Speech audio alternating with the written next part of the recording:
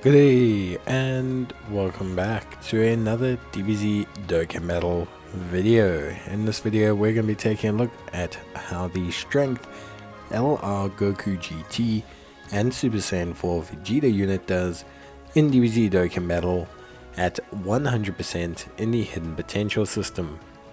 So this is the Goku GT and Super Saiyan 4 Vegeta.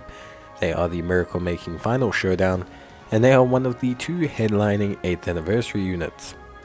They lead the Power of Wishes or Battle of Fate categories with Ki plus 3 HP attack and defense of 170% and an additional HP attack and defense of 30% for characters who also belong to the Final Trump Card or Shadow Dragon Saga category. They raise attack and raise defense for one turn, whilst causing colossal damage to the enemy, and they greatly raise attack and greatly raise defense for one turn, while causing mega colossal damage to the enemy on their 12 and 18 Ki, respectively. They have attack and defense of 200% plus an additional attack and defense of 50% when HP is 50% or more, and an additional Ki plus 1 per Ki sphere obtained. An additional defense of 100% as the first attacker in the turn, and an additional Ki plus 2 per Ki sphere obtained, an additional attack of 100% as the second or third attacker in the turn. They also launch an additional attack that has a great chance of becoming a super attack when Ki is 18 or more. Then they launch a guaranteed additional super attack when Ki is 24 or more. They have Ki plus 1 and damage reduction at 10% per super attack performed, up to a max of 50%. So pretty good stuff. Honestly speaking, some really solid standard form. Then obviously we have the standby skill, which can be activated when HP is 50% or less, starting from the 4th turn from the start of battle if they've received 4 attacks or more, which is pretty good. They have Saiyan Warrior Race, Saiyan Lineage, Experienced Fighters, GT, Prepared for Battle, Fierce Battle, Legendary Power as their links. And now in Shadow Dragon Saga, Pure Saiyans, Joined Forces, Final Trump Card, All Out Struggle, Connected Hope, Powerful Comeback, GT Heroes, Battle of Fate, Bond of Parent Child, and Power of Wishes. When they activate their standby skill, their passive changes and they have attack of 250%, defense of 150% when HP is 50% or more. Give all allies Ki plus 8 and 80% attack, and then they will revive with 100% HP recovered when the character or the ally attacking in the same turn is KO'd. So pretty decent stuff. In terms of their performance, I would say they are a fairly good unit. Obviously, they link great with the other 8th anniversary LR. They also link pretty decent with a couple other big name units.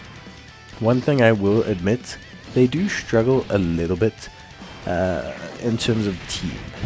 For me, the Power of Wishes category is not as strong as I would like it to be. It's not terrible, it's just not as strong as I'd like it to be. So that's the one shame that I will say, but I think beyond that, I think everything else is more than fine. You can see that they start off with a very solid amount of defense, especially at the rainbow level. We're talking 270k with support on the rotation. This isn't bad at all. 270k is pretty good. One thing though, in terms of just discussing that defensive structure, although they gain 100% defense as the attacker, this will only show once they have fired their super attack. It's kind of a bit of a strange flaw in the way the maths calculates, so it causes them some problems, especially if they are attacked before they are able to fire off their super attack. 50% damage reduction and their ability to fire off multiple supers is pretty good stuff. It means that they don't technically lack or want for anything super importantly in terms of defense. I wouldn't say they are a defensively lacking unit, and in terms of attack they can hit some pretty good attack stats. Their ability to greatly raise their attack as well means that they should progress quite well offensively throughout the event. Because of how they're designed, you can give them full crits if you want to. You don't need them to have additionals. Additionals doesn't help them too much, and you rather want them to be able to crit. So in terms of build, I'm definitely looking at a full crit build. If anything, I think that's definitely the best priority build that I could give these units if I was someone looking for like how to best get production out of this team. So I would definitely say that if you are interested, crit is probably your priority build if you're someone who's using them. Otherwise, maybe just look at some of the other ways you can prioritize them. Definitely from a link perspective, they have a decent link set without being too spectacular. We're talking Prepared for Battle's pretty good. Sand Warrior Race is fairly common. Sand Lineage is fairly common. All of these links are decent without being too difficult to get. Obviously, they're not an extreme unit. Extreme units tend to have much stronger link sets, and there's also no big priority link that you should consider getting. Nothing like a Cold Judgment or anything like that. Because of how their defense works, their defense is relatively solid right from the beginning. But because it is still fairly low before Super and before that additional 100% kicks in for being the first attacker, there is a little bit of a limitation to be had with how strong they can actually be. Because it is, unfortunately one of those things where the raw defensive numbers are just not really enough for them to be a true first slot attacking tank. But with that being said, they still can be very solid. They just can't necessarily be the first slot beast, defensively that they probably want, or people want them to be. Although, obviously there's a lot more benefits beyond that. We're taking a look now at their, active skill, standby skill I should say. Very, very good. I find this to be probably the most useful aspect of the unit. Not in that they are terrible without it, but definitely would say that they are much better when they have all of these capabilities around them. I think they truly excel once they've enabled this kind of progression level to their standby skill. It gives them support, it gives them a revive, and this is good stuff. The revive and the support are absolutely crucial elements to their design. 100%, truly a very pivotal kind of functionality towards how well they do. And I think in general it's a very useful skill. It's definitely something that makes them more feasible. It makes them far more effective as a unit. And I would say it's definitely something that you want to prioritize. Well, not prioritize, but it's definitely something that, I think is definitely super duper crucial towards how they function as a unit, and is a very, very good part of their kind of build and functionality.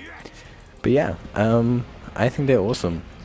I do really like them. I think they help to enable a couple teams.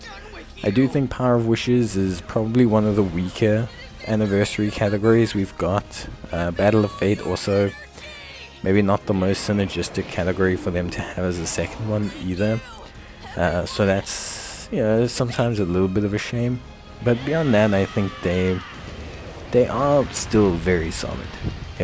Without getting too into it, I definitely think that they are an incredibly solid unit, and they do still have a ton of functionality that, I don't want to say is pivotal towards how they work, but is definitely good towards their, overarching functionality. Now, of course, in terms of a link set, what do you want to prioritize? Well, it's a little bit difficult to say. As a unit, in theory, Sand Lineage, Prepared for Battle, all gives them a very solid Keeling foundation. They also obviously have GT for the GT side of things, so that's also very good. Beyond that, Sand Warrior Race, Experienced Fighters, Fierce Battle, all the usual suspects when it comes to performance and getting the best out of units. Nothing too crazy here. They link up pretty well with the 3rd year anniversary units. They link up pretty well with any joint Goku and Vegeta unit. They link up pretty well with just any joint Hybrid Saiyans, Pure Saiyans unit.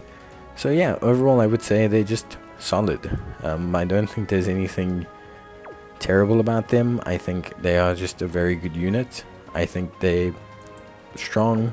Their only weakness for me is their category.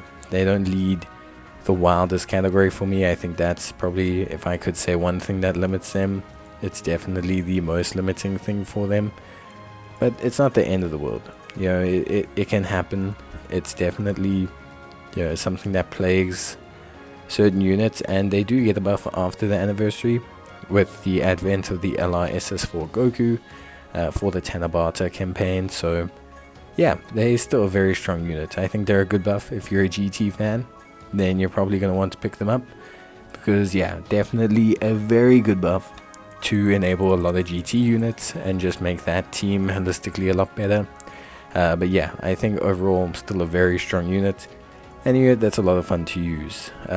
Personally, they're the one that I'm going to be going for, just in general, but I think overall both are very, very good. I think at the rainbow level, what really helps them is the fact that, you know, that starter turn defense is way better, and it does help them a lot, because until their damage reduction kicks in full, they do rely obviously entirely on the raw defense, and that can be a limiting factor to a certain extent, you know, without going too in depth into it. But yeah, that's basically everything you need to know. From a link leveling perspective, you don't gain huge amounts, but you obviously do gain a little bit, the majority being a little bit of attack and a little bit of defense. But yeah, realistically, that's about it. Surprisingly, the LRSS4 duo only share 4 links with them, which isn't actually that much, but you know, it can feel like it should be more, if that makes sense. But yeah, that's it from me. See you next time. Bye.